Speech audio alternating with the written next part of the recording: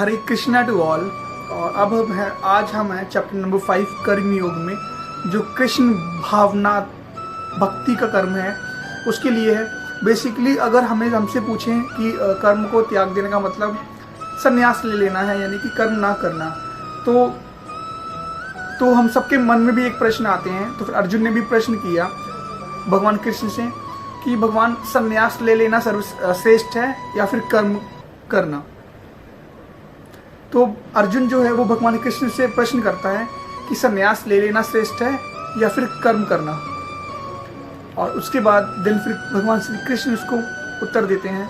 श्री कृष्ण कहते हैं मुझे वो व्यक्ति ज़्यादा प्रिय है जो कर्म के साथ साथ मुझ में भावना रहित भी रखते हैं और लोगों से द्वेषहीन भावना कम करते हैं।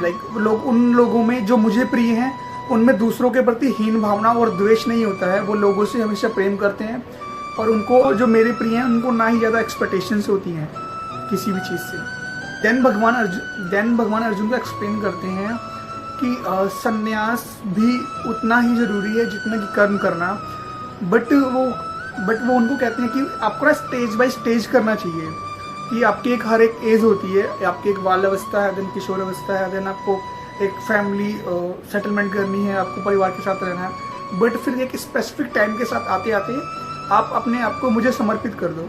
सो ये जो पूरा एक स्टेज है टिल डाउन से लेके पूरे टॉप तक का, उस स्टेज के हिसाब से चलो। बट उसके बीच में आपको ये ध्यान रखना है कि आपको ईगोइस्टिक नहीं होना है। आप हमेशा मुझ पे बिलीव रखें और आपको ज़्यादा एक्सपेक्टेशंस आकांक्षाएं ज़्यादा नहीं रखनी है और लोगों पे कर्ज नहीं करना है। बेसिकली आपको लोगों से हेट नहीं करना है। आपको हमेशा एक पोलाइट वे में ही चलना है अपनी लाइफ में। और देन फिर भगवान कृष्ण अर्जुन को बोलते हैं कि यही एक स्टेज है जो स्टेज बाय स्टेज चलता रहता है कि लोगों को उसके जन्म से लेके उसकी मृत्यु तक का जो रूटीन है, पूरा सर्कल है, वो इसी प्रकार से चलता रहता है और आपको बीच बीच में ये चीज़ें ध्यान रखनी पड़ती हैं। और भगवान श्री कृष्ण कहते हैं कि आपको जो कर्म है वो सिर्फ अपने लिए ही नहीं करने हैं, दूसरों के लिए भी करने हैं।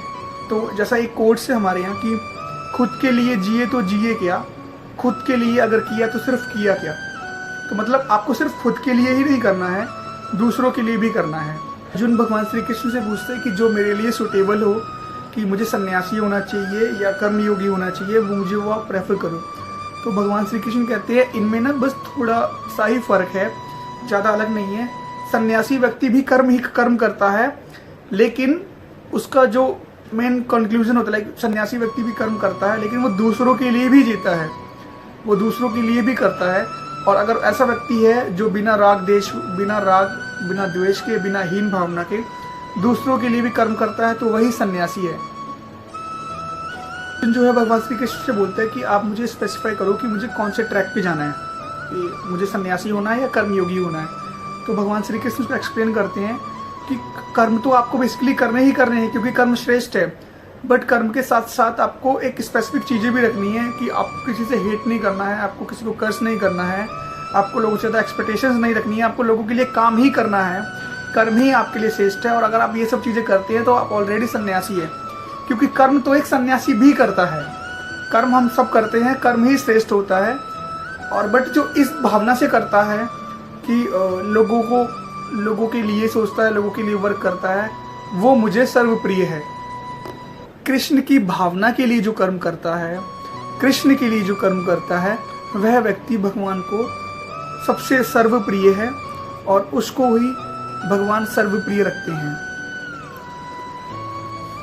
फिर भगवान उसको एक और एग्जाम्पल देते हैं कि जो व्यक्ति अपने मित्र को, अपने शत्रु को, अपने माता को, अपने पिता को, अपने भ्राता को, अपनी सिस्टर को, अपनी बीवी को, अपने एनिमी को, अपने दुश्मन को, सबको सेम आधार पर देखता है, सबको सेम ट्रीट करता है, वह व्यक्ति मेरे लिए सर्वश्रेष्ठ है। मतलब ऐसा नहीं है कि अगर वो आपको दुश्मन है तो आपको उसको हेट करना है या आपको उससे कुछ लड़ाई वगैरह करनी है, आपको उसको गलत ट्रैक पे करना है, आप उसके लिए कुछ गलत सोच रहे हैं, आपको सबके लिए इक्वलाइजेशन रखनी है।